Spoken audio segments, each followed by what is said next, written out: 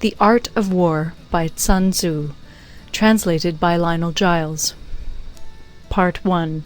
Laying Plans. Sun Tzu said, "The art of war is of vital importance to the state. It is a matter of life and death, a road either to safety or to ruin. Hence it is a subject of inquiry which can on no account be neglected.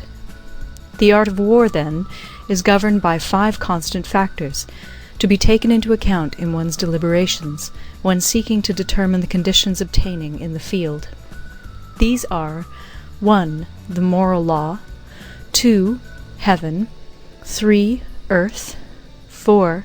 The commander, 5. Method and discipline. The moral law causes the people to be in complete accord with their ruler, so that they will follow him regardless of their lives, undismayed by any danger. Heaven signifies night and day, cold and heat, times and seasons. Earth comprises distances, great and small, danger and security, open ground and narrow passes, the chances of life and death. The commander stands for the virtues of wisdom, sincerity, benevolence, courage, and strictness. By method and discipline are to be understood the marshalling of the army in its proper subdivisions, the graduations of rank among the officers, the maintenance of roads by which supplies may reach the army, and the control of military expenditure.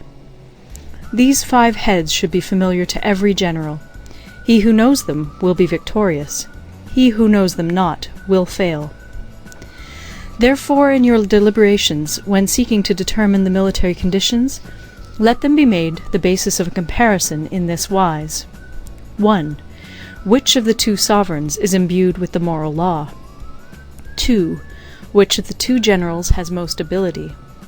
3. With whom lie the advantages derived from heaven and earth? 4. On which side is discipline most rigorously enforced? 5. Which army is stronger? 6. On which side are officers and men more highly trained? 7. In which army is there the greater constancy both in reward and punishment?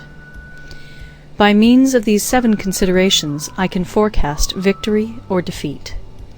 The general that hearkens to my counsel and acts upon it will conquer.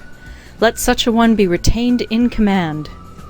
The general that hearkens not to my counsel nor acts upon it will suffer defeat. Let such a one be dismissed.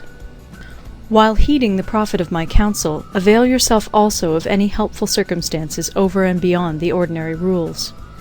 According as circumstances are favorable, one should modify one's plans. All warfare is based on deception. Hence, when able to attack, we must seem unable. When using our forces, we must seem inactive. When we are near, we must make the enemy believe we are far away. When far away, we must make him believe we are near. Hold out baits to entice the enemy. Feign disorder and crush him. If he is secure at all points, be prepared for him. If he is in superior strength, evade him. If your opponent is of choleric temper, seek to irritate him. Pretend to be weak, that he may grow arrogant. If he is taking his ease, give him no rest. If his forces are united, separate them. Attack him where he is unprepared. Appear where you are not expected. These military devices, leading to victory, must not be divulged beforehand. Now the general who wins a battle makes many calculations in his temple ere the battle is fought. The general who loses a battle makes but few calculations beforehand. Thus do many calculations lead to victory, and few calculations to defeat. How much more no calculation at all? It is by attention to this point that I can foresee who is likely to win or lose. End of Part 1. Part 2. Waging War. Sun Tzu said, "In the operations of war, where there are in the field 1,000 swift chariots, as many heavy chariots, and 100,000 mail-clad soldiers, with provisions enough to carry them 1,000 li, the expenditure at home and at the front, including entertainment of guests, small items such as glue and paint, and sums spent on chariots and armour, will reach the total of 1,000 ounces of silver per day. Such is the cost of raising an army of 100,000 men. When you engage in actual fighting, if victory is long in coming, then men's weapons will grow dull and their ardour will be damped. If you lay siege to a town, you will exhaust your strength. Again, if the campaign is protracted, the resources of the state will not be equal to the strain.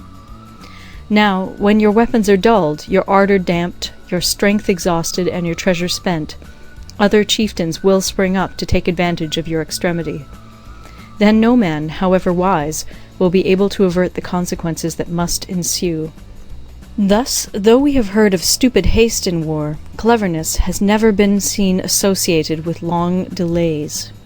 There is no instance of a country having benefited from prolonged warfare. It is only one who is thoroughly acquainted with the evils of war that can thoroughly understand the profitable way of carrying it on. The skilful soldier does not raise a second levy. Neither are his supply wagons loaded more than twice. Bring war material with you from home, but forage on the enemy. Thus the army will have food enough for its needs. Poverty of the state exchequer causes an army to be maintained by contributions from a distance. Contributing to maintain an army at a distance causes the people to be impoverished. On the other hand, the proximity of an army causes prices to go up, and high prices cause the people's substance to be drained away. When their substance is drained away, the peasantry will be afflicted by heavy exactions. With this loss of substance and exhaustion of strength, the homes of the people will be stripped bare, and 3/10 of their income will be dissipated, while government expenses for broken chariots, worn-out horses, breastplates and helmets, bows and arrows, spears and shields, protective mantles, draught oxen, and heavy wagons will amount to 4/10 of its total revenue. Hence, a wise general makes a point of foraging on the enemy. 1 cartload of the enemy's provisions is equivalent to 20 of one's own, and likewise a single picul of his provender is equivalent to 20 from one's own store. Now, in order to kill the enemy, our men must be roused to anger. That there may be advantage from defeating the enemy, they must have their rewards. Therefore, in chariot fighting, when 10 or more chariots have been taken, those should be rewarded who took the first.